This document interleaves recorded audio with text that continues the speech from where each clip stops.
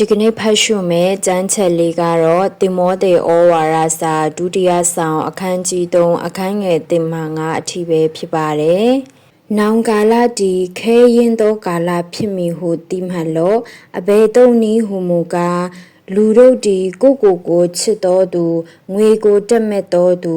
ဝါကြွားတော်သူထောင်လွှားစော်ကားတော်သူ